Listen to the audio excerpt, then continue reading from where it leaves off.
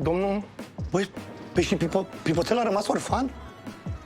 Păi, așa se pare. Dacă, Doamne ferește, îl vrei tu, ia-l. Ia să vedem ce dăm noi la băiat să papei. Ia, ăsta este piept de pui? Scuze, nu. Aripioare?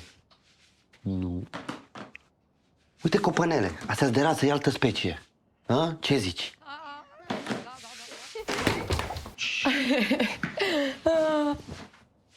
Ce faci, Flavius? Ce să bine, uite, căutam prin Caserole? ca Ce să cu ele? vedem ce mai mâncăm seara. Și în mână ce ai? Da, chiar. Auzi, Miru, tu ți-aduce aminte când îmi spuneai că vrei un pet? Mi-ai luat ceva? Ce mi-ai luat? Ta-da! Un cocoș? Păi, cocoșul e ultima fiță. Doamne. Eu nu vreau ultima fiță. Eu vreau un corgi. Dar poți să-i dai numele la cocoș. Deci, corgi. Flavius, te rog frumos să iei animalul și să-l dai afară. Auzi, animalul, cum să fie animal? E un cocoș. Ce are?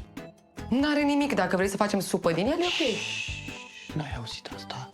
N-ai auzit asta? Nu pare rău, mă, că nu poți să te bag în casă, dar la mine în casă n-a cântat niciodată cocoșul.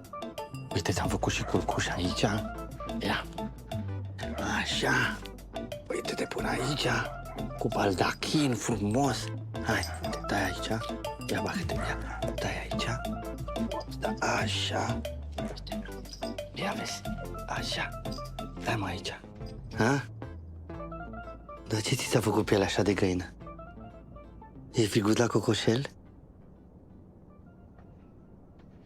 Uite, te pun asta așa să nu răcești. Că după aia dacă răcești nu mai cânti, știi? Ia uite. Ia. Deșteaptă-te, române, din somnul cel de moarte în care te adânciră barbarii de tiran. Ce faci, mă, nebună? Ți-ai luat animal de companie? A, îți place? Ce drăguț e, mă, că l-ar da, păi. Adică, mă rog, e un fel de a zice, nu am glumit. Ce simpatic e, dar vezi că e frig pentru el, mă, și are ghearele reci. Păi de-aia am pus asta la gât ca să nu răcească. Păi da, mă, dar nu e bine, că nu-l acoperi tot așa. E frig pentru el, bagă-l în casă. Zici că e mai bine să-l bag în casă. Păi dacă începe să tușească, și dacă a început să tușească, nu mai ai ce să mai faci cu el. Degeaba vii cu el la mine la cabinet, că ăștia dacă au început să tușească cocoși, a doua zi caput. Ce cocoșii tușesc, mă? Măi, Flavius, orice animal cu gât tușește. N-ai făcut tu facultatea aia degeaba până la urmă. Păi?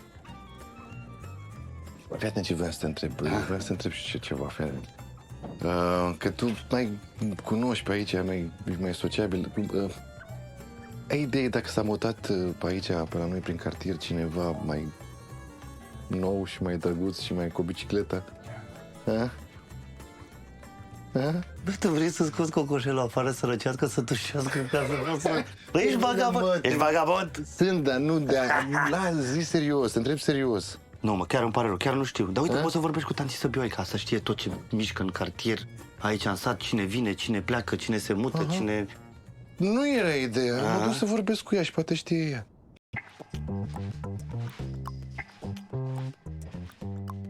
Fii atent, asta e casa mea și te las pe tine în ea. Eu am mare încredere în tine, Pipoțel.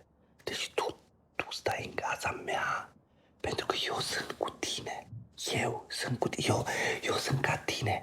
Uite, și mie îmi plac puicuțele și eu fac călăgie dimineața. Practic suntem în același film. Tu tot ce trebuie să faci e să fii cu minte, pentru că nu vreau să rămân fără cocoșel.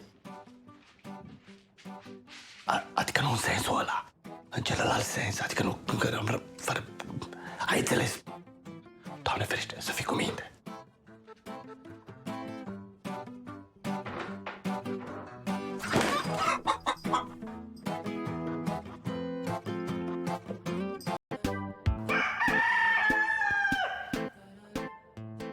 Ce asta? Ce se aude?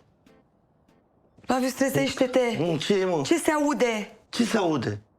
S-a auzit! Dacă s-a auzit, înseamnă că nu se mai aude. Băi, ăsta e cocoșul tău? Nu l-ai dat afară? Nu, mă, cum să fie, mă, cocoș? Ai văzut tu cocoș care să cânte așa? O fi ceva de la vecini, vreo alarmă, ceva. Alarmă. Alarmă pusă pe boxe la noi în casă, în halul ăsta. Se auzea rău. Da, mă, gata, nu se mai aude. Culcă-te la loc. Bine, mă. Auzi? E cocoșul.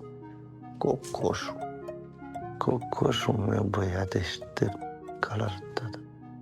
Deșteaptă-te, român.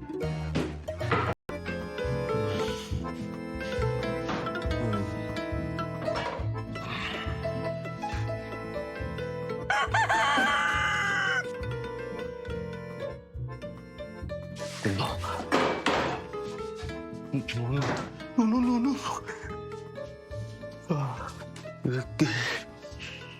Flavius!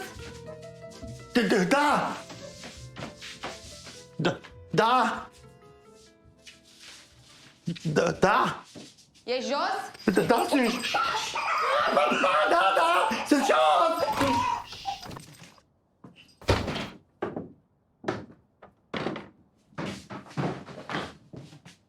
Bună dimineața! Da. Ești ok? Și foarte. Și de ce n-aș fi? Că sunt foarte ok. Erau aici niște hârtii pe masă. Unde sunt?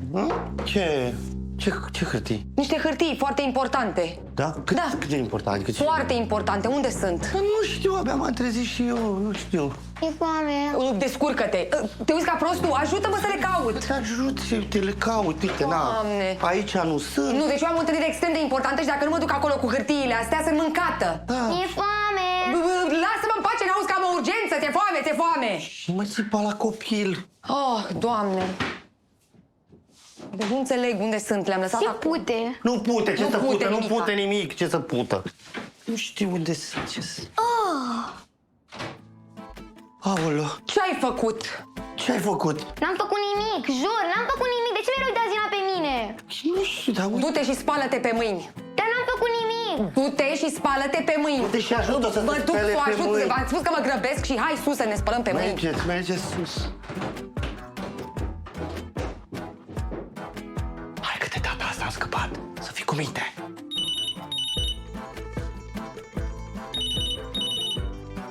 Da, Cocoș, Emil. Da, mă, dacă ți-am zis că o duc eu pe Evelin în dimineața asta, o duc eu, ce Dumnezeu, că nu-i mare găinață. Ăsta, la lucru am vrut să zic, lucru.